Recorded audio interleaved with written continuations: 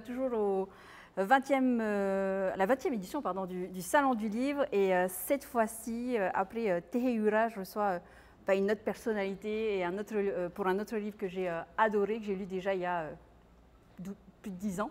Donc le Roi absent. Je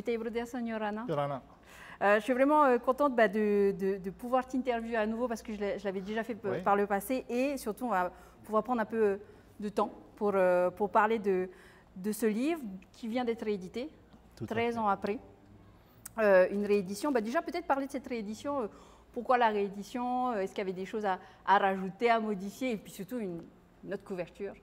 Oui. Alors la réédition d'abord, parce que je crois que la première édition était épuisée. Et puis, je crois que mon éditeur, dans sa grande sagesse et son intuition légendaire, s'est dit qu'il fallait changer un peu de style. Et donc, on avait la première édition qui était très classe, hein, mais un peu austère, un peu élitiste, on va dire.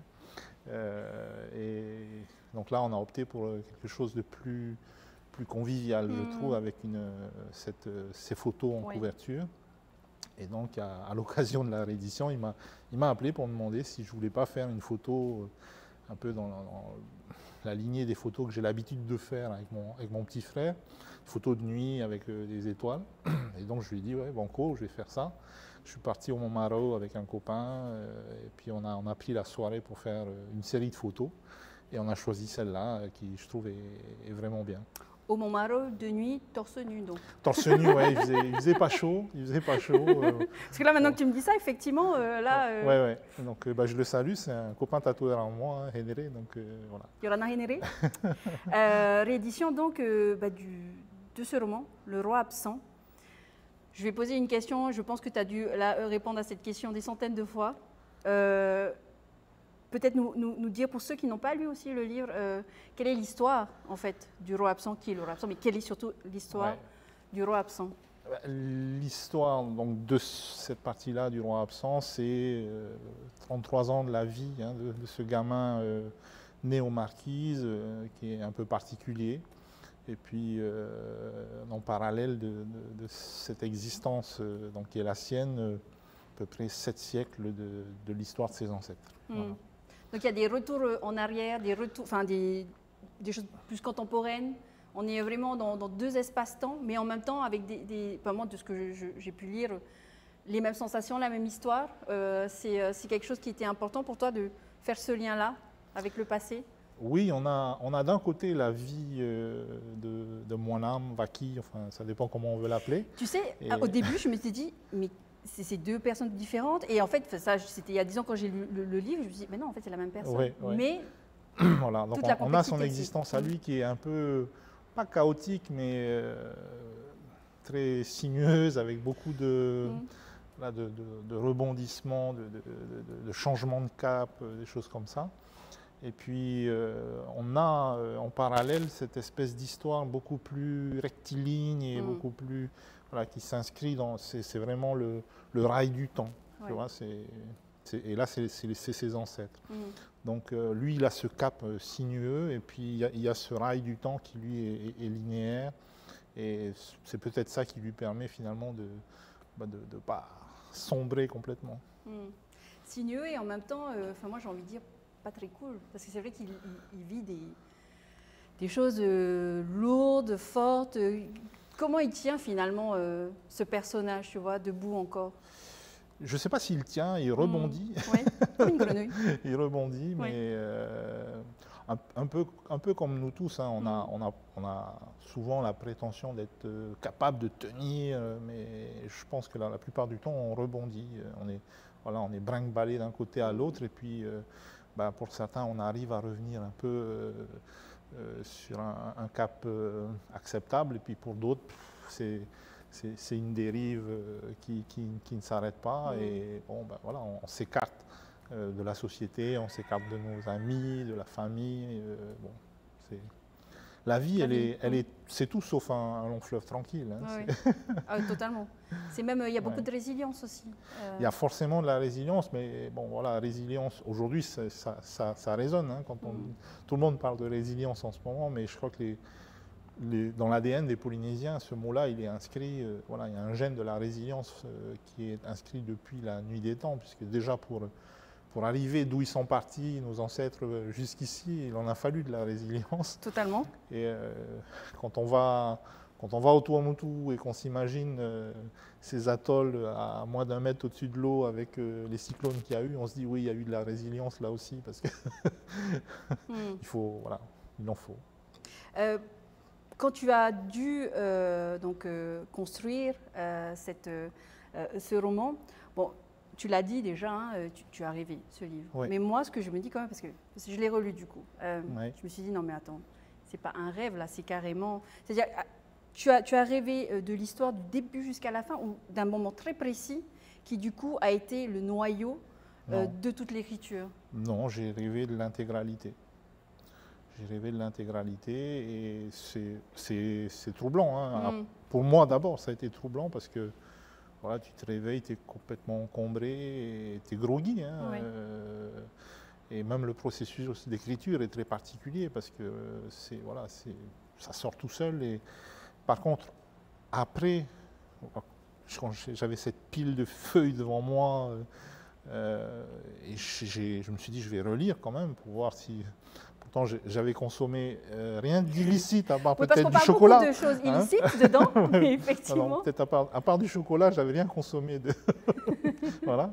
Mais je me suis dit, voilà, c'est riche de lieux, de dates, de personnages. Et j'ai fait un travail là de recherche documentaire pour voir si je n'avais pas raconté trop de bêtises. Et bon, ben, non, il y en a peut-être 2 ou 3, mais globalement, ça va. Ah, c'est intéressant ce que tu dis. Donc, ces recherches-là, c'était sur quoi exactement? Tu avais besoin d'affirmer des choses, de confirmer des choses?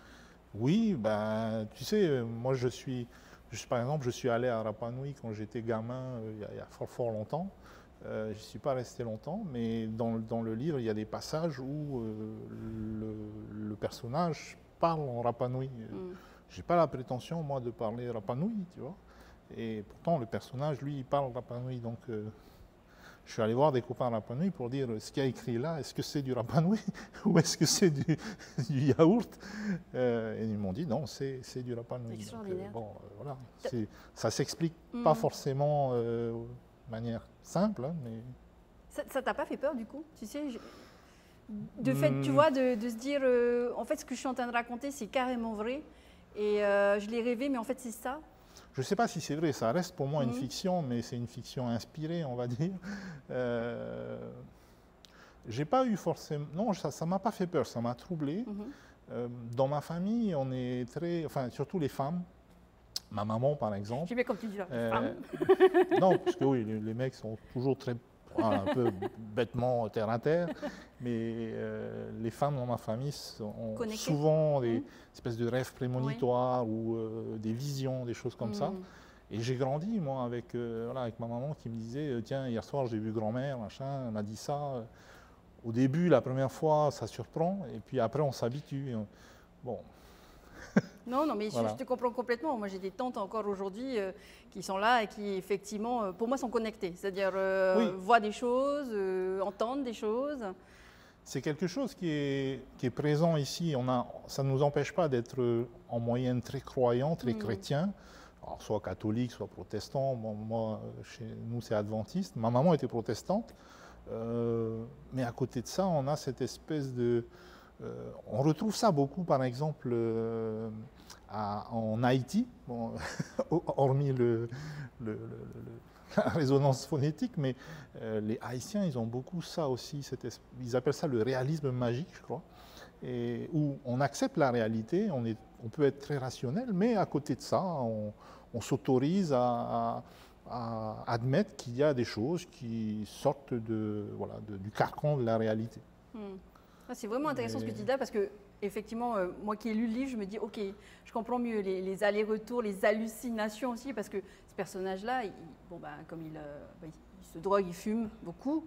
Il y a ce fameux retour vers le passé, des voix qu'il entend, ça aussi. Donc tout ça, tu l'as. En fait, moi, ce qui m'intéresse vraiment, c'est de savoir, tu l'as vécu, tu l'as senti, tu étais un âme ou pas du tout? Tu étais plus quelqu'un qui voyait la scène? les scènes. Quand j'ai fait le rêve, j'étais moi-même. Ouais. C'était vraiment toi, ok, du début jusqu'à la fin, ces 33 années, ce parcours initiatique. Ouais. Ok.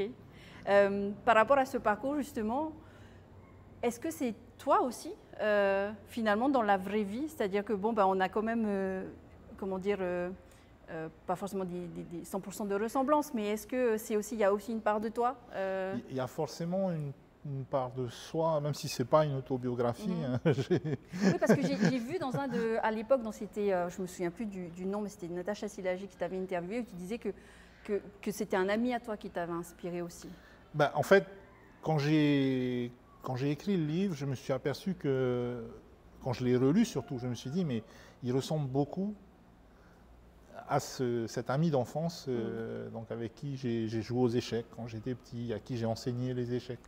Mais si tu regardes, si tu lis bien en fait entre les lignes du livre, il y a un autre personnage qui est certainement plus proche de moi que Vaki, c'est celui qui lui enseigne les échecs justement. Oui. Voilà. Donc il y a un peu de toi dans chaque personnage, tu dirais? Il y a un peu de moi, il y a un peu des gens que je connais. Il y a un personnage à un moment donné à Rayatea qui ressemble beaucoup à l'ancien Tavana de Uturoa, qui est mon grand-oncle. Voilà, on retrouve John Mayray, on retrouve Henri Hiro. C'est un peu, voilà. Je me posais la question, et Moinam, c'est ton frère ou pas? Ah non, mon frère s'appelle Moana. Oui, je sais, justement. Donc il insiste que ce n'est pas un orthographe. Et non, Moanam, c'est la question qui est posée aussi dans le livre, c'est de dire, mais qu'est-ce qu'il vient faire là, ce M? Et puis on comprend un peu vers la fin du livre d'où est-ce qu'il vient. Une autre chose aussi, au moment où je t'ai interviewé, il y avait, et moi j'avais envie de parler aussi de ça, il y avait PNA. Et cette année, on parlait notamment de nos intelligences. Et justement, on parle de ça aussi dedans, dans ce livre-là, des intelligences pour moi, c'est un destin hors du commun, en fait. C'est-à-dire qu'on ne pourrait pas penser, effectivement, que ce petit garçon qui vient des Marquises, qui est muet, est autant, effectivement, en lui, tellement de savoir, qui va lui permettre de voyager, de partir, etc. Moi, j'avais envie de faire ce lien-là aussi sur ces intelligences-là, sur le fait qu'effectivement, peu importe d'où l'on vient, on peut aller où on veut. Je crois que les atomes et la constitution des cellules du cerveau humain sont identiques qu'on se trouve dans le monde. Donc, il n'y a pas de raison qu'il n'y ait pas des Einstein qui naissent à Pataki, à Reykjavik ou en Creuse. Ça peut arriver partout. Moi, j'ai rencontré récemment, il y a 2 ans de ça, un gamin d'ici, enfin je dis un gamin, maintenant il doit avoir 25 ans, mais pour moi c'est un gamin, qui est docteur en chimie nucléaire, qui travaille sur le diamant de type N, mais voilà, une intelligence fabuleuse, et c'est un petit gamin qui est issu je crois que c'est de type RUI ou de Titioro. Aujourd'hui, c'est un des plus grands chimistes nucléaires au monde, quoi. Et des comme ça, il y en a plein. Oui, bien sûr. Pour ceux qui sont en live avec nous, et là je vois, on pose la question de Moanam, Feti Taounui qui dit Moanam, le verlan de Man en M, penser, y as-tu pensé, Mouetei? Non, pas du tout. Mais bien pas vu. Mal, Feti. Bien vu, pas bien mal. Vu. On va parcourir un peu aussi ce chemin, ces 33 années. Il s'en va, il part. Toi aussi, tu es parti, tu as vécu plusieurs vies. Et en fait, il y a aussi cet aspect-là de vivre plusieurs vies, vivre plusieurs étapes, vivre plusieurs changements aussi. Oui. Je pense que le Polynésien, enfin c'est la vision que j'en ai. Après, on construit tous une vision de ce qu'est le Polynésien qui nous est propre, qu'on partage plus ou moins avec d'autres gens. Mais le Polynésien, à la base, pour moi, c'est un voyageur. Totalement. Sinon, il ne serait pas arrivé là, quoi. Et je pense qu'on a gardé en nous cet instinct du voyage. Moi, quand j'étais gamin, je regardais le récif et je me disais, qu'est-ce qu'il y a au-delà du récif? Comme Vaiana. Oui, voilà, c'est mon côté Vaiana, j'assume. Non, mais voilà, je pense que tous les enfants des îles se sont à un moment donné posé cette question. On voit l'île d'en face, on a envie d'y aller. Nous, après, sur des embarcations de fortune, on a essayé de faire la traversée pour aller à Raiatea. Toi aussi, tu as fait que Koh-Lanta, toi? Oui, c'était un peu involontaire, mais bon. Et puis après, on vient à Tahiti. Tahiti, pour nous, c'était New York à l'époque, quoi. C'est drôle. Il y a 1 heure pour Tahiura, c'est Paris, Tahiti. Ben oui, voilà. Donc toi, c'est New York. Oui, moi, c'était New York. La première fois que je suis arrivé, dans le livre, il y a une scène où j'ai mis beaucoup de mois, par exemple, c'est celle de l'escalator, tu vois. La première fois de ma vie que je viens à Tahiti, je vois l'escalator du centre Weimar. Oui. Je me suis dit, qu'est-ce que c'est que ce truc? Et j'ai mis 15 minutes avant de me décider à aller dessus, tu vois, parce que j'avais des grands doutes. Je me suis dit, je vais mettre le pied, je vais ressortir en bouillie en haut. Enfin, j'étais très méfiant. Et donc j'ai attendu, j'ai observé les gens qui montaient pour voir la technique, tu vois. Et puis finalement, une fois que je suis arrivé en haut, j'avais qu'une envie, c'était de recommencer. Donc j'ai cherché comment on redescend. Puis, on a fait au moins 10 fois le tour avant de se lasser. Mais voilà, pour nous, Tahiti, c'était vraiment New York. Il y avait des feux rouges, il y avait des... Plus de voitures, plus de voitures. Prix, Tu sais, moi, quand j'étais gamin à Huahine, quand j'avais 5 ans, il devait y avoir 4 voitures sur l'île. Il y avait celle du gendarme, celle du postier, celle du maire et puis celle du directeur de l'école. Et pour te dire à quel point il y avait peu de voitures, nous, quand on était gamins, on allait jeter des cailloux sur les mangues, on se gavait de mangues jusqu'à être plein, et après on faisait la sieste sur la route, tu vois. On dormait sur la route et on entendait les voitures arriver, mais de loin, donc on avait largement le temps de se réveiller. Aujourd'hui, c'est plus tellement possible. Mais... Oui, c'est drôle. Je suis vraiment émue que tu me parles de ça parce que moi, mon papa est de Fiti. Ah oui. Il me raconte exactement la même chose. Alors, lui, il montait sur les arbres, il mangeait sa banane avec un bout de sao ou un bout de pain. Et c'est vrai que voilà, c'est vraiment la vie, enfin des îles, mais c'est la vie en fait aussi. C'est la vraie vie. Oui, d'enfance, d'aller aussi pêcher sa pêche, pêcher son main. C'était une vie de liberté. Moi, je vais te dire, quand j'étais gamin, je disparaissais le matin, je revenais le soir, je me faisais engueuler à chaque fois que je revenais. Et voilà, pendant la journée, avec les copains, avec Tonio, Tefania, enfin toute la bande, on avait vécu des trucs extraordinaires. Et aujourd'hui, c'est même plus concevable, tu vois. Déjà, quand je vois les parents qui... Le gamin, il a 7 ans, il faut qu'il ait un mobile parce que sinon, je ne vais pas arriver à le joindre, on ne sait jamais, quoi que quoi. Mais nous, on a failli mourir des milliards de fois et on n'est pas mort. Et c'est ça qui était top. Aujourd'hui, tu vas expliquer ça à des parents que voilà, tu vas laisser ton gamin toute la journée, il va aller se balader dans une vallée. Nous, on a gravi tous les sommets de Huahine, on avait 6-7 ans, tu vois. On avait un grand jeu quand on était petit, entre les différents districts. On prenait des grands bambous et donc on avait des drapeaux dessus, tu sais, le drapeau de Faré, le drapeau de Fiti. Et donc, on allait planter notre drapeau sur le sommet de Matoherere, qui est le sommet de l'île. Et donc, forcément, de l'autre côté de l'île, ils voyaient le drapeau de Faré, ils disaient « Ah non, c'est pas possible ça ». Et donc, ceux de Fiti, ils venaient, ils décrochaient le drapeau de Faré. Je te dis, Koh-Lanta, déjà. Mais tu vois, on avait 6, 7, c'était une bande de gamins complètement désorganisés, en savate, voilà. Et on y allait, quoi.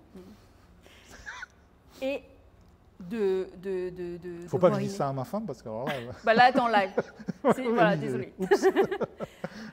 Donc Tahiti et après, le reste du monde, pareil aussi. Toi, tu as vécu à Paris, il me semble, à New York aussi. Oui. Pareil aussi, une initiation, on découvre, c'est la découverte, c'est de nouveaux mondes. C'est la découverte. Alors, quand on part aussi loin de chez soi, c'est aussi... paradoxalement, la découverte de soi. Hein, tant que tu es ici, tu es avec la famille, les parents, la question « qui suis-je » tu ne te la poses pas. Oui, jamais. Jamais. Tu es là, tu es, tout simplement. Donc, tu ne cherches pas à savoir qui tu es. Et puis, quand tu arrives à Paris et qu'on te demande qui tu es, d'où tu viens, pour la première fois de ta vie, tu es confronté à ça. Et tu te dis, il faut que je réponde, tu vois. Entre ceux qui nous prenaient pour des Arabes, des Mexicains. Est-ce qu'à l'époque, tu étais avec ton lava-lava? Non, à l'époque, j'étais en jean, tu vois, j'étais jeans, quoi. Donc, jean, chemise, machin. Timberland. C'est bien, tu étais déjà swag. Ouais. Et puis, donc voilà, souvent, ça a été dans les foyers des étudiants, ces soirées sans fin où on se mettait à philosopher. Bon, certains philosophaient à l'aide de substances, d'autres moins. Mais c'était vraiment c'est une belle époque de la vie. L'époque où on part, on a 20 ans et on va faire les études, on découvre plein de choses. Non, c'est bien. Justement, ces 20 ans, pour ceux qui n'ont pas encore fait, hein, sur la page Facebook du Salon du Livre et sur la chaîne YouTube, il y a donc plusieurs interviews, des petites interviews des auteurs, des éditeurs. Et une des questions qui t'a été posée, c'est est-ce que tu te souviens de tes 20 ans? Oui. Et j'ai rigolé parce que tu dis, bah oui, 20 ans, c'est la fête, c'est Paris, c'est parce qu'effectivement, c'est ça. Et on le retrouve aussi un petit peu. On le retrouve un peu là, dans le livre. Ouais.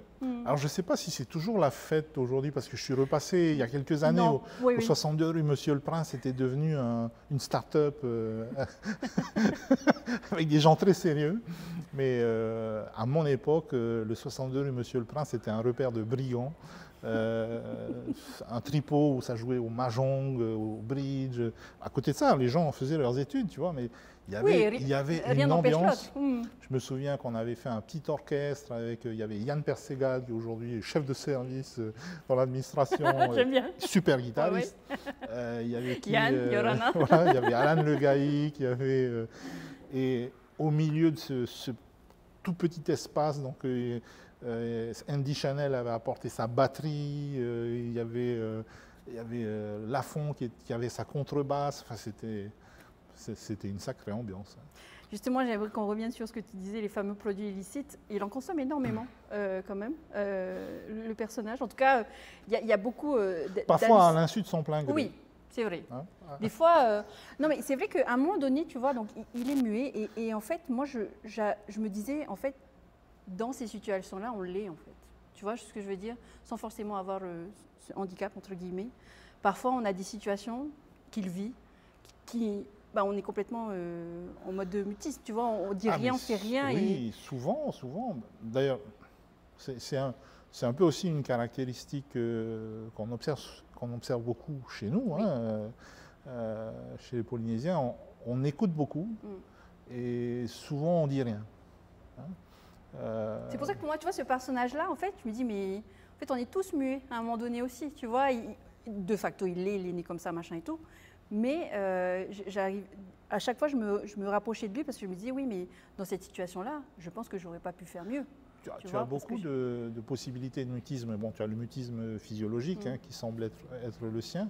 Tu as un mutisme... J'aime bien qui semble, parce que c'est ça aussi. Il y a une nuance, oui. Et tu peux avoir une forme de mutisme social aussi. Parce que quand ce que tu dis, tu as toujours le sentiment que ça n'intéresse pas ou que c'est automatiquement discrédité, que c'est une parole sans valeur, bah, tu finis par ne plus rien dire parce que tu te dis ça ne sert à rien que je le dise puisque visiblement c'est nul. Tu vois, c'est aussi un phénomène qu'on observe quand on est parent vis-à-vis de ses enfants. Quand on a parfois des gamins tu sens qu'ils ont envie de dire des choses mais ils ne le disent pas parce que ils s'installent une autocensure. Ils se disent mais non, si je dis ça, ils vont encore me dire mais non, tu racontes n'importe quoi. Moi, je vis ça avec mon petit garçon qui est pourtant très bavard. Ah oui, Matatero. Oui, voilà. Oui. Mon petit dernier. Mais parfois, je sens qu'il y a des choses il ne veut pas dire, tu vois. Parce que il anticipe aussi. Il se dit, je dis ça, il va me dire ça, je vais lui répondre ça, il va me dire, voilà. Et du coup, c'est un joueur d'échecs, hein, voilà. pour moi. Et il est arrivé à la conclusion, il se dit, j'ai pas envie de cette conclusion, donc je vais pas commencer le truc. Il faut arriver à désamorcer ça et lui dire, mais non, mais dis quand même, et puis on verra bien. Ce qui transparaît aussi, et c'est visible, tu parlais tout à l'heure d'élitisme par rapport à la couverture, quand on voit l'épaisseur, etc. Mais moi, de mon avis personnel, même si je lis énormément, ça reste quand même un livre qui est accessible. Moi, j'avais envie qu'on parle de ça, d'accessibilité. C'est-à-dire, c'est pas non plus, c'est hyper bien écrit. C'est pas la critique de la raison pure. Hein, non. Mais je trouvais ça important de parler de ça, qu'effectivement, il ne faut pas être buté par une épaisseur ou quoi que ce soit, et que ce livre, quand tu l'as écrit, j'imagine que tu l'as écrit pour tout le monde, tu vois. Je veux dire, des fois, on écrit pour. Non. Ah bon? Ben non, je l'ai écrit pour moi en fait. Ah oui, non, mais ça oui. Tu vois? En premier, mais je veux dire, à un moment donné, Tu t'étais pas dit, je l'écris pour quelqu'un d'autre et tout? Non, non, non, parce qu'à l'époque, j'étais pas du tout dans une démarche de publication. Il a fallu un petit accident de l'histoire pour que ce Tu veux raconter cet accident de l'histoire? Oui, ben, en fait, moi, je n'avais jamais eu dans l'idée de publier. Alors que ça fait longtemps que tu écris? Oui, j'écris depuis que j'ai 14 ans. Donc, et des bouquins plus gros que ça, j'en ai écrit d'autres, tu vois, avant. Mais bon, bah, ceux-là, ils sont dans mon disque dur et ils y resteront pour un bon moment. Mais donc, quand j'ai écrit ça, à un moment donné, parce que j'avais mon petit cercle de lecteurs. J'avais ma maman, mon frère, 2 ou 3 personnes comme ça à qui je faisais lire des extraits de ce que j'écrivais, juste pour voir un peu comment ils le ressentaient, parce que j'aimais bien aussi discuter avec eux. Et puis j'ai un peu par hasard décidé d'élargir un peu le cercle. J'ai fait lire quelques pages à Bruno Sora, qui est un ami, qui est aussi de Rouhéné. Et Bruno, donc, sans m'en avertir, a fait lire donc, ce que je lui avais transmis. À son éditeur. À son éditeur. Et donc, un jour, je me rends à une conférence Savoir pour tous, c'est à l'UPF. Ouais. Je ne sais plus sur quoi c'était. Je crois que c'était sur les francs-maçons, avec Bauer. Enfin, c'était super intéressant. Et je sors de là et je vois cette espèce de grand escrogriffe là, aux cheveux grisonnants, hein, qui vient vers moi et qui me dit « Oui, on m'a dit que tu avais un bouquin. » Et donc c'était Christian Robert, que je connaissais ni d'Ève ni d'Adam. Et puis bah, c'est un peu comme ça que finalement le Roi absent est venu à être publié. Voilà. Mais voilà, sans Bruno Sora, peut-être que donc on le remercie, voilà. Et Bruno. Peut-être que le Roi absent n'aurait pas été publié. Voilà. Donc ça veut dire que si tu lui fais lire tes autres extraits, peut-être qu'il y a d'autres qui sont dans ton disque dur qui vont sortir, c'est ça que tu es en train de dire? C'est peut-être un indicateur. Voilà. Ouais. Non, mais je voulais vraiment revenir sur le fait qu'effectivement, ça se lit... Enfin, moi, je sais que j'ai pas dormi. Enfin, la première fois, hein, j'étais jeune, j'avais 20 ans, j'ai lu d'une traite et j'étais là. Mais purée, ce truc, pour ne pas dire un gros mot, c'était une explosion de saveurs et d'émotions. Mais vraiment, je me suis délectée à suivre ce... Et en plus, tu vois, aujourd'hui, j'ai 33 ans. Je l'ai relu il n'y a pas très longtemps et ça m'a encore rappelé. Enfin, de toute façon, pour moi, les livres, il faut les lire souvent. Il faut les lire, voilà. Enfin, il y a des livres qui reviennent, etc. Mais celui-là, de l'avoir relu, et pareil, tu vois, moi, j'ai pas vécu à New York, j'ai visité New York et tout, mais ça m'a rappelé effectivement des années d'études estudiantines. Et donc, ça nous parle, en fait, c'est ça que je voulais dire. Ouais. C'est-à-dire que moi, tu fais partie, comme Célestine, comme Titawa, comme Chantal, des gens qui, à un moment donné, ont ouvert cette voie pour moi de représentation. C'est-à-dire que, bah oui, quand on me parle, quand tu parles des jeux, etc., ben moi je le vois, ou en tout cas, mon père m'a raconté. Je n'ai pas vécu la même enfance non plus. Mais est-ce que c'est important, justement, aussi, à un moment donné, de pouvoir se représenter dans la littérature aujourd'hui? C'est important qu'on soit représenté. Après, est-ce que moi je suis un digne représentant de la littérature polynésienne? Ça, c'est pas à moi d'en juger. Ben moi, je le dis, donc tu es un digne représentant. Mais en tout cas, quand on me demande, par exemple, d'aller dans des salons, dans des conférences, ou ici, dans un collège, que ce soit en collège ou à l'université, je réponds toujours positivement. Parce que c'est, bon, à partir du moment où on a publié quelque chose, tu sais, ça ne nous appartient plus vraiment, quoi. Ça appartient au lecteur, voilà. Chacun en fait son truc, hein, et on retire quelque chose qui lui est propre. Et d'aller en parler, de voir que ça résonne quelque part, et de manière spécifique à chacun, c'est important. Et puis, dans certains cas, je te donne un exemple. Une fois, c'est Titawa Porcher qui m'avait invité dans le cadre de son master de littérature, là, donc avec des élèves à l'UPF. Et à la fin de l'échange... C'est qui a écrit Hinaïmaoui, c'est ça? Oui, voilà. Super bouquin. C'est vrai, une pièce de théâtre extraordinaire. Et donc, à la fin de l'échange, il y a un jeune homme qui vient me voir et qui me remercie. Il me dit « Je te remercie vraiment d'avoir écrit ce livre parce que ben, ça m'a ça m'a questionné sur moi-même, ça m'a questionné sur mon pays, ça m'a questionné sur...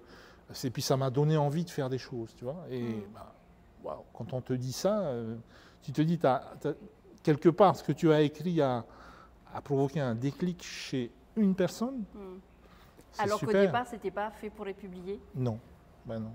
Et parmi les autres retours, parce qu'aujourd'hui, voilà, ce roman a 13 ans, est-ce qu'il y a des choses qui reviennent un peu, beaucoup, tu vois, par rapport à la représentation ou même au fait de, comme tu disais là, avec cet exemple-là, de se questionner? Est-ce que c'est encore le cas aujourd'hui? Oui, ben, maintenant on a une nouvelle génération de lecteurs, avec parfois des retours un peu différents. Il y a des retours qui t'ont surpris un peu? Il y a des retours qui m'ont surpris. Par exemple, j'ai des gens qui n'ont pas pu le lire d'une traite. Bon, sans déflorer la trame du livre, à un moment donné, on change de narrateur. Oui. Et j'ai quelques personnes qui m'ont dit, voilà, j'étais tellement embarqué avec le premier narrateur que quand on a changé de narrateur, j'ai posé le livre, j'ai dit, mais qu'est-ce que c'est que ce... Voilà. C'est vrai. Et il leur a fallu plusieurs semaines, voire plusieurs mois chez certains, pour se dire, bon, je vais quand même le terminer, mais ça les embêtait d'avoir perdu, pas cet ami, mais ce narrateur avec qui ils avaient cheminé, tu vois. Ah non, moi, au contraire, ça m'a encore plus titillé. Je me suis dit, oh là là, c'est quoi ce truc? Donc, quoi est-ce qui nous embarque? Ok, moi j'ai été vraiment, je suis partie à la tête la première. Alors, je reviens un peu sur le live Facebook, et ça vous intrigue vraiment, Moanam, hein? Alors, un autre commentaire. Est-ce que Moanam ne vient pas de l'histoire de Wamsuta, l'un des enfants de Massasoit, qui a d'abord été connu sous le nom de Moanam? Oui, avec 2 O. Et ben voilà. C'est ça? C'est bon, tu as gagné, tu as RTRS, tu as gagné. Non, mais il n'y a que des commentaires sur Moanam, donc comme quoi ça interroge, ça interpelle. Moi, j'aimerais qu'on parle aussi d'une chose que j'ai apprise très récemment, c'est que ce livre a été traduit aussi en anglais. Oui. Donc pour les anglophones qui nous regardent. My tailor is rich. Voilà. Enfin, my publisher is rich. Et ce monde de la traduction, on en parlait en off, c'est quelque chose que tu as découvert? Alors, quand Christian m'a dit, voilà, on va le traduire et Jean va venir de Nouvelle-Zélande parce qu'elle a des questions à te poser, déjà là, j'étais un peu surpris. Pour moi, la traduction, c'est quelqu'un qui parle super bien anglais et qui parle en même temps super bien français, qui prend ton livre, qui fait sa moulinette et puis qui... Voilà. Et donc, je me suis dit, mais qu'est-ce qu'elle va me poser comme question? Pourquoi elle a besoin de me poser des questions? Et elle est venue, et ça a été très sympa parce qu'on est parti au relais de la Maroto. On a passé toute une journée au relais de la Maroto, donc voilà, un peu isolé du monde. Et au fur et à mesure des questions, je me suis dit, mais ah oui, en fait, traduire un livre, c'est horriblement compliqué. Qui plus est, un livre où tu as plusieurs langues. Parce que dans Le Roi absent, tu as plusieurs langues. Et tu as même des passages en anglais. Alors quand tu dois traduire un livre en anglais dans lequel il y a des passages en anglais, comment tu fais? Enfin, voilà, il y avait tout un Est-ce que tu as redécouvert ton manuscrit? Ben, pas redécouvert, mais du coup, tu te dis, oui, effectivement, la perspective d'un lecteur anglophone, elle est particulière. Et j'ai eu la chance après, encore une fois, grâce à mon éditeur, de participer à un colloque en fait, de doctorants à Melbourne qui se préparaient à devenir des traducteurs. Et donc, il y avait chaque langue était représentée, et moi, je représentais le français. Et donc, on a traduit pendant une semaine en atelier des passages du Roi absent avec des groupes, donc des tronches, hein, des doctorants, et de voir comment chacun appréhendait le même, parce qu'on traduisait les mêmes chapitres, et les questions qui se posent, les méthodes qu'ils adoptent, les références littéraires auxquelles ils se raccrochent. Tu te dis, c'est vraiment un monde, quoi. Fantastique, même. Ouais. En tout cas, donc, comment tu en parles, ça a l'air. Ensuite, il y a une vie un peu plus adulte, entre guillemets, où donc, de Paris, il vogue encore, parce que j'aime bien prendre l'image de la pirogue, il vogue vers d'autres horizons.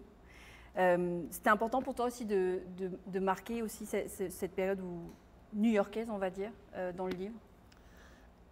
La période new-yorkaise, elle est importante. En fait, dans le livre, New York est juste un point de passage. Il va vers justement cette région de Nouvelle-Angleterre où il y a ce fameux Once Muta, enfin bon voilà. Oui, il y a ce parallèle qui se fait entre la côte est des États-Unis et puis l'histoire de nos ancêtres. Parallèle peut-être un peu risqué, mais quand on se plonge ensuite dans l'histoire de cette communauté indienne particulière du nord-est des États-Unis, il y a quand même des choses assez troublantes. Il y a des il y a des sacrées connexions. Hein. Voilà, il y a des connexions assez troublantes. Et donc New York, c'est une ville magique. Oui. Donc pour moi, c'était comment dire, c'était presque naturel que ce soit une étape dans ce parcours, pas initiatique, mais presque quoi. Hein, voilà. On parle beaucoup, enfin, dans les critiques qu'on peut lire, on parle beaucoup de ce voyage initiatique et tout. Comment est-ce que toi tu traduirais en fait cette vie qu'il a, que ce personnage a?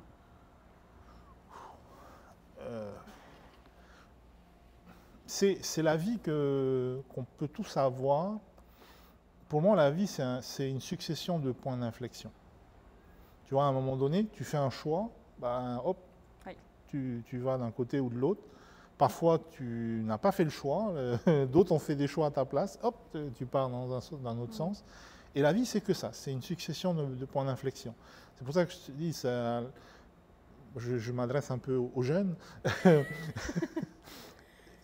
La vie, c'est tout sauf rectiligne. Quoi. Ah ouais, non, la vie n'est pas voilà. Une autoroute toute tracée. C'est une de mes meilleures amies qui m'a dit ça un jour. C'est ce qui en fait la beauté aussi, parce que ça nous permet justement de découvrir ce qu'il y a à droite, ce qu'il y a à gauche, et puis aussi de se dire que il n'y a pas de... Enfin, à mon avis, hein, il n'y a pas de vérité absolue, tu vois. Il y a des choses qu'on teste. Des choses qu'on teste, il y a des choses qu'à un moment donné on aimait bien, et puis après on aime moins, ou on regarde différemment. Et puis l'autre, c'est pas forcément, comment dire, sa différence n'est pas là pour m'embêter, elle est aussi là pour m'enrichir.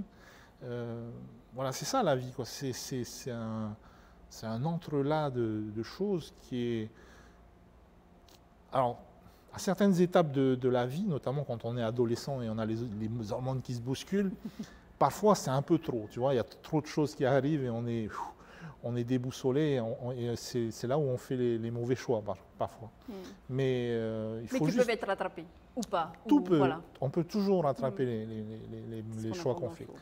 Et il faut juste parfois prendre un peu de recul et se dire, bon, ok, j'ai 15 ans, ce que je vais faire demain, c'est peut-être important, mais quand j'aurai 88 ans et que je regarderai derrière, est-ce que si je le fais demain ou je ne le fais pas demain, est-ce que ça va être si important que ça, tu vois? Oh là là. Non, mais ça, moi, c'est une question. Tu sais, moi, je fais partie des gens qui aiment avoir le choix de ne pas faire de choix, tu sais. Mais franchement, c'est à chaque là quand je t'entends et du coup ça nourrit vraiment la lecture du livre parce que on voit un peu le parallèle et puis on va aussi on rentre un peu plus dans les détails. Hein. C'est vrai, je suis désolée pour ceux qui ne l'ont pas forcément lu, donc il faut le lire et regarder après cette interview. Mais effectivement, on est dans des explications vraiment où du coup moi j'ai l'impression qu'effectivement je vois en toi ces personnages aussi qui sont dans ce livre. J'aimerais revenir sur ce que tu disais tout à l'heure, où tu t'adressais aux jeunes, notamment lecteurs ou futurs lecteurs. Si toi, tu avais un conseil à lire, quel serait-il? Quel livre est-ce que tu donnerais là tout de suite à quelqu'un pour qu'il... Ça dépend de l'âge. Ok, commençons par un jeune comme Matato Heroy, tu vois, de 7 ans. Alors, 7 ans, tu peux lire les Max et les Maxi-Monstres. Ah ouais, c'est trop bien ça, ouais, ouais. Voilà. En plus, si les parents ont un peu d'imagination, ils peuvent faire les bruitages. Hein. C'est vraiment un super bouquin. Si tu as entre 9 et 11 ans, tu peux lire tout Jack London. Franchement, si, Jack London quand même. Voilà. Après 15 ans, tu peux lire... 15 ans, il faut lire, tu sais, les grands auteurs, les Ronsard, Racine. Il y a des trucs super fun hein, Moi, j'ai jamais vraiment, mais oui. Ben, en fait, il faut, comment dire, il faut les lire en dehors du cadre scolaire. Voilà, c'est ça le truc aussi. Parce que si tu les lis dans le cadre scolaire, ça devient un exercice et c'est chiant. Enfin, pardon my French. Mais alors que si tu les, comment dire, tu les considères pas comme un exercice, mais voilà, le livre, c'est un objet, c'est un ami, c'est un truc dans lequel que tu peux décider d'ouvrir et puis de refermer. C'est toi qui es maître du livre en quelque sorte. Et ben, à ce moment-là, tu changes ton rapport au livre, tu vois. Et lire, quand tu lis par exemple les aventures de Gargantua et que tu as 12-13 ans, mais c'est magique, quoi. Franchement, c'est magique. Et donc après, si tu as 20 ans, eh ben, il faut lire Sioran. Parce que 20 ans, c'est l'âge où... Voici. C'est ta le droit, c'est ta sélection. Voilà, c'est ma sélection, c'est mon best-of. Donc à 20 ans, on est là, on a la vie devant soi, on se dit, on va aimer, on va vivre, tout ça. Et puis tu lis Sioran et bam. Voilà, tu vois, Sioran, par exemple, c'est des recueils d'aphorismes, c'est pas des romans. Hein. Et tu en as un que j'adore qui dit l'apesantissement sur le phénomène de la naissance n'est rien que le goût de l'insoluble poussé jusqu'à l'insanité. Ah ben voilà. Sûr que là, une fois que tu as dit ça, oui. ok, tu as posé Sioran. Et donc quand tu as 20 ans et tu lis ça, tu te dis je vais me calmer. Tu vois, tu lis une phrase, tu mets 3 jours à la digérer. Et puis c'est comme un bon café. Oui. Tu vois un peu fort. Et en auteurs locaux En auteurs locaux, il faut tout lire. Il faut lire Chantal, il faut lire Titawa, il faut lire Célestine, il faut lire... il faut tout lire. Il faut tout lire. Est-ce que tu as vu un petit peu les nouveautés, pas que au Vendésil, mais effectivement au Vendésil, mais qu'on a actuellement au Salon du Livre et qui t'ont un peu titillé? À chaque salon, je viens faire mes courses. En général, quand c'est en physique, j'ai 2 paniers et je repars chargé. Donc là, j'ai commencé à faire mes courses aussi. Bon, chez Au Vendésil, c'est plus facile parce que le catalogue est là et je connais bien l'éditeur. Mais chez les autres éditeurs, il y a aussi des petits bouquins sympas. Il y a toujours les bulletins de la Société des océanistes que je scrute parce que... Le dernier, c'est sur Niao, je crois, Niao, l'atoll de Niao. Il y a des pépites là-dedans. Bon, c'est pas... la présentation est très scientifique, mais... Pareil, il faut le lire en liberté, tu vois. Tu le regardes et tu dis, ouais, je vais le lire, et puis si j'ai autre chose à faire, je ferai autre chose. Mais franchement, il y a des pépites dans ces bulletins de la Société des océanistes. On découvre des choses. Moi, à une époque, je faisais du... Maintenant, je n'en plus, mais donc j'en fais moins. Je faisais du kayak d'expédition, tu vois, j'ai un kayak pliable avec lequel je peux aller un peu partout. Ah, ça existe, je ne savais pas que ça existait. Oui, c'est inspiré des kayaks des Inuits, tu vois, mais avec des matériaux modernes. Et j'étais à Arrée, je faisais le tour de Arrée, et j'ai déchiré mon kayak. Et normalement, j'ai des rustines, tu vois, pour réparer mon kayak. Et là, j'avais plus de rustines. Et en fait, un vieux de Arrée m'a expliqué comment faire de la colle, mais de la colle super forte avec les murènes blanches. Ah, du coup, tu as chassé la murène blanche? Non, il a chassé la murène blanche. Il était beaucoup plus doué que moi. Mais il m'a expliqué, et enfin, pour ceux qui connaissent, c'est l'équivalent de l'épiglace, quoi. De l'épiglou, de l'épiglace. C'est de la colle super forte. Et tu fais ça à partir de la peau de la... Voilà. Et donc, un jour, en lisant un bulletin de la Société des océanistes, je suis tombé sur la description de ce même procédé. Tu vois, il y a des pépites dans ces livres. En parlant de recherche, il y a une question de celle qui a trouvé, d'où venait Moinam, qui demande quel type de source as-tu utilisé dans ta recherche documentaire pour le livre?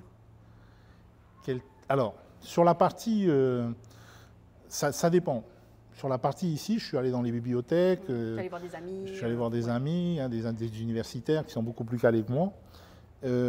Sur la partie sur les Indiens donc, du nord-est des États-Unis, j'ai correspondu en fait avec quelqu'un de là-bas, qui est descendant de ce grand chef-là, qui a bien voulu donc, discuter avec moi. Et voilà, c'est avec lui que j'ai fait les vérifications. Okay. Et pour la partie qui se passe à Rapa Nui, je suis allé voir des gens du côté de Fa'a, puisqu'il y a une communauté Rapa Nui à Fa'a, et c'est avec eux que j'ai conversé. On sait que la suite est prête. Je sais que tu as déjà posé la question. Tu vas être la 15e personne à dire quand est-ce que tu la sors, je la repose, quand est-ce qu'elle va sortir? je ne sais pas, quand les astres seront alignés. Quand Bruno Sora sera là, en fait, c'est ça? Déjà, c'est un prérequis, voilà, il faut que Bruno soit là, et comme en ce moment, on ne sait pas où il est. Non, mais je ne sais pas, ouais, c'est une question difficile parce qu'il y a eu des moments où j'ai failli déposer le tapuscrit sous le sapin de mon éditeur, et puis au dernier moment, je me suis dit non, ce n'est pas le bon moment, tu vois. Pourquoi? Parce que tu ne le sens pas, prémonition, rêve? Oui, voilà, ouais. C'est juste l'instinct. Je me dis c'est pas le bon moment. Oui. Voilà. Et pourtant, on est plein à attendre la suite.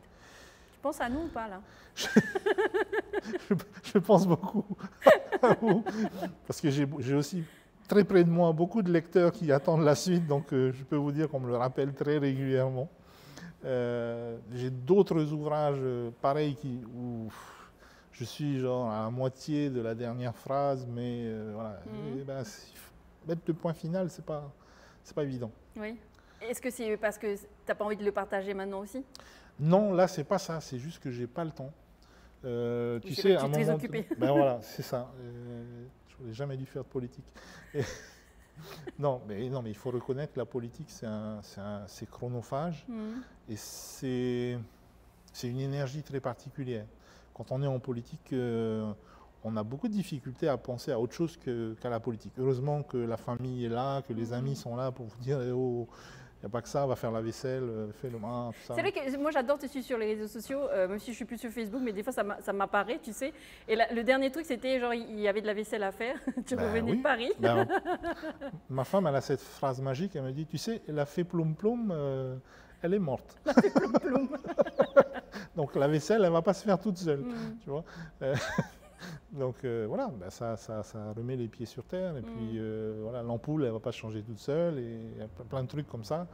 Il n'y a pas que la politique dans la vie, heureusement. Oui. Hein. Mais c'est une grande partie de ta vie aujourd'hui. Aujourd'hui, c'est une grande partie de ma vie parce que c'est voilà, les valeurs que j'essaie de porter. Mais bon, on n'est pas là, on n'est pas dans une émission politique, donc non. Mais ça m'empêche de me concentrer suffisamment pour pouvoir mettre ces fameux points finaux sur les 3 ou 4 bouquins que j'ai en suspens. Et qu'on a hâte de lire. Ah, j'espère, j'espère. J'ai une note, et je crois que c'est oui, c'est ta fille, qui dit « Très pertinent les questions sur la fête et la drogue ». J'adore. Il y a des choses que ta fille apprend peut-être là, je ne sais pas. Mes enfants, c'est des beatniks de toute façon. En tout cas, merci beaucoup, Mwetei, pour cet échange. Vraiment, moi, je n'ai qu'à conseiller encore une fois de lire. Toujours, et puis surtout de lire, si vous ne l'avez pas encore fait, de le relire, parce que ça fait du bien de relire 10 ans après Le Roi absent. Et puis on attend la suite surtout, Mwetei, aux éditions donc au Vent des Îles. Toujours au Vent des Îles, oui. Et pour ceux, j'ai oublié de le dire dans l'autre vidéo, donc pour ceux qui ont posé les questions, vous avez notamment, vous allez faire partie d'un tirage au sort pour gagner un t-shirt et un tote bag des Salons du Livre. Donc vous aurez tout gagné en regardant cette vidéo. Sauf ma fille. Sauf toi, Inamwe. Voilà. Désolée. Disqualifié. En tout cas, bon Salon du Livre encore à tous et encore merci pour cet échange toujours très inspirant, vraiment. Et merci pour le chocolat. Ah oui. Tout le monde va croire que je donne du chocolat à tout le monde. Non, c'est juste ceux qui m'ont inspiré et que j'ai lu. Désolée. Donc il faut sortir un livre pour ça.